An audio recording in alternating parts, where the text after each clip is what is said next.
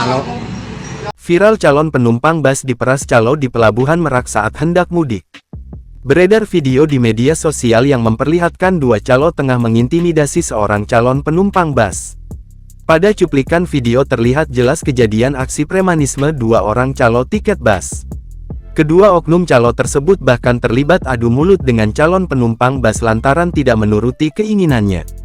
Pada keterangan video dinarasikan, korban dan istrinya hendak membeli tiket bus untuk menyeberang ke Lampung dari Pelabuhan Merak.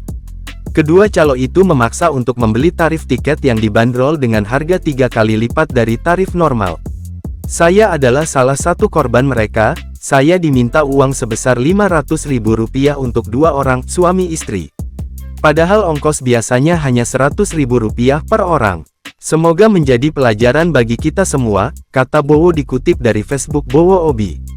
Joko Setijowarno, pengamat transportasi dan Wakil Ketua Bidang Pemberdayaan dan Pengembangan Wilayah MTI mengatakan, info ini sudah saya teruskan dan sudah ditangani di sana, jadi sekarang itu terminal tipe A itu bersih dari calo agar tujuannya penumpang bisa nyaman.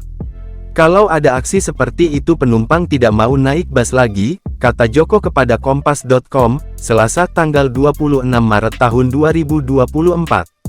Joko menyarankan agar calon penumpang yang bingung sebaiknya menunggu di tempat makan atau warung. Nantinya bisa tanya-tanya di sana, pasti para pedagang akan mengarahkan sebaiknya membeli tiket bus di mana yang benar. Sebab kalau terlihat sendiri di jalan yang sepi akan mudah menjadi sasaran calo.